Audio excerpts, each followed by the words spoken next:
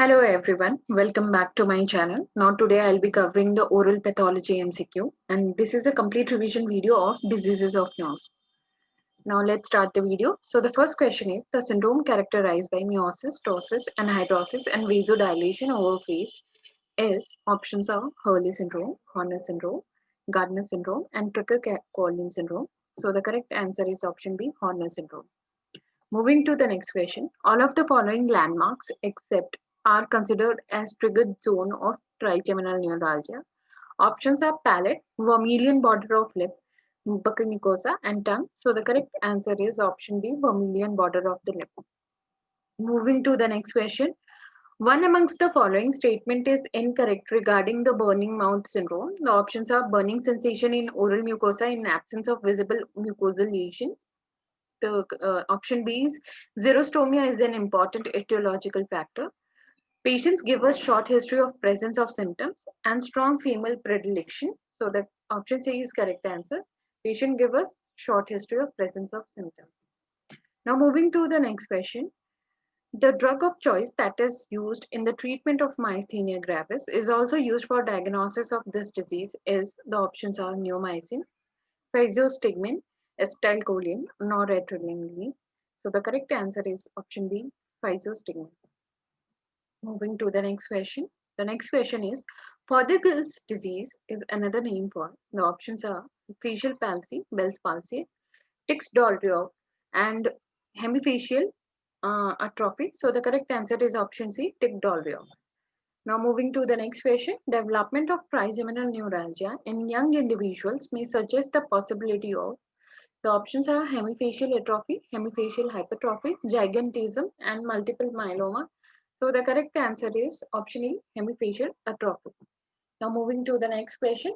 How can a post-herpetic neuralgia be clinically differentiated from trigeminal neuralgia? So the options are positive history of skin lesion prior to neuralgia, presence of trickle zone on the face, histopathological examination, and laboratory investigation. So option A is the correct answer, positive history of skin lesion prior to neuralgia. Now moving to the next question. A clinically similar condition called post-herpetic neuralgia occurs after which infection? The options are chickenpox, herpes simplex, herpes zoster, and herpangea. So the correct answer is option C, herpes zoster. Moving to the next question, one condition which must always be considered in differential diagnosis of any weak or atypical orofacial pain is the options are Frei's syndrome, Eagle syndrome, Tucker-Collins syndrome, and Bell's palsy. So option B is the correct answer, Eagle syndrome. Now moving to the next question. Which of the following drug has been found to be beneficial in the treatment of trigeminal neuralgia in the recent year? The options are rifampicin, dilantin sodium, benzene, corticosteroids. So option B is the correct answer. It is dilantin sodium. I hope it's clear. Moving to the next question. Which region of face is affected in sphenopalatine neuralgia? The options are maxilla, mandible, back of head, lower lip. So the correct answer is option A, maxilla. Moving to the next question. Identify the incorrect statement amongst the below given statement regarding causalgia. The options are arises after injury to sectioning of peripheral sensory nerve, usually follows the extraction of a multi-rooted tooth, and pain is described as a dull ache, and pain has a typical burning quality. So option C is the correct answer, where pain is described as dull ache. Now moving to the next question. Glossodynia refers to the painful. Options are ears, tongue, nose, mouth. So option B is the correct answer, tongue. Now moving to the next question. The pain of trigeminal neuralgia is described as the options are lancinating, throbbing, dulling, continuous. So option A is the correct answer. It is lancinating. Moving to the next question. Frei's syndrome occur as a result of damage to which nerve? The options are mandibular nerve, ophthalmic nerve, auriculotemporal nerve, ascending pharyngeal nerve. So option C, that is auriculotemporal nerve, is the correct answer. Now moving to the next question. Which clinical condition must be differentiated from trigeminal neuralgia before establishing the diagnosis? Options are Bell's palsy, migraine, Hurler syndrome, and multiple sclerosis. So option B is the correct answer. It is migraine. Now moving to the next question. Which amongst the following can cause glossodynia? The options are pernicious anemia, chickenpox, vertigo, tuberculosis. So option C is the correct answer. It is vertigo. Now moving to the next question.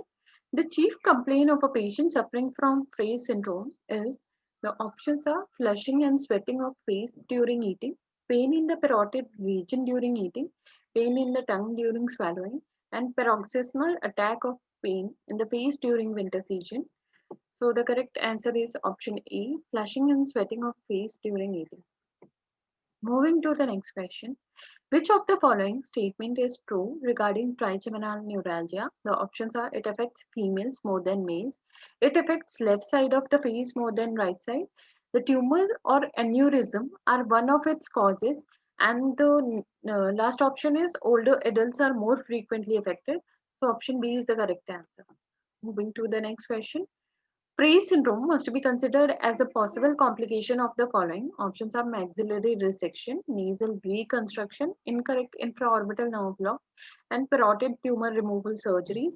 So option D is the correct answer. The parotid tumor removal surgery is the correct answer. Now moving to the next question. Which virus is now believed to be one responsible for causing Bell's palsy? The options are herpes simplex, varicella zoster, cytomegalovirus, Epstein-Barr virus. So option A is the correct answer. Herpes simplex virus is responsible for causing Bell's. Which amongst the following is associated with etiology of Bell's palsy? Options are parotidectomy, syphilis, Gardner syndrome, and gingivectomy. So option E is the correct answer. It is peritodectomy. Moving to the next question. Drooping of corner of mouth, drooling of saliva, watering of eyes, and inability to wink are indicative of the options are auriculotemporal syndrome, sphenopalatine neuralgia, facial paralysis, and trigeminal neuralgia. So option C, that is facial paralysis, is the correct answer. Moving to the next question.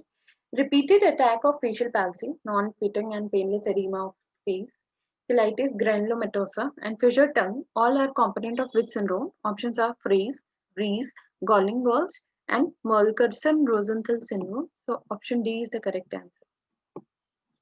Moving to the next question. Unilateral paroxysmal pain in the ear, pharynx, nasopharynx, tonsil, and posterior tongue is indicative of neuralgia of which nerve? So the options are fifth nerve, ninth nerve, third nerve, and seventh nerve. So option B is the correct answer. Moving to the next question. Triggered zone in glossopharyngeal neuralgia is located in options are nasopharynx, posterior oropharynx, anterior oropharynx, and retromalar trigon. So option B is the correct answer. It is posterior oropharynx. Now, which one of the following is classified under the heading of demyelinated disease? So the options are progressive hemifacial atrophy, multiple myeloma, multiple sclerosis, motor neuron disease. So option C is the correct answer. It is multiple sclerosis. Now moving to the next question. The most consistent symptom in atypical facial pain is the options are pharyngeal, neck, ear, and laryngeal. So option A is the correct answer. It is pharyngeal. Moving to the next question. Myasthenia gravis is a chronic disease characterized by progressive weakness of which skeletal muscles? The options are facial, skeletal, cardiac, and smooth. So option B is the correct answer. It is skeletal. Now that's all for today's video. If you have any query and suggestion, then please let me know in the comment section. Till then, take care and happy learning. Thank you so much.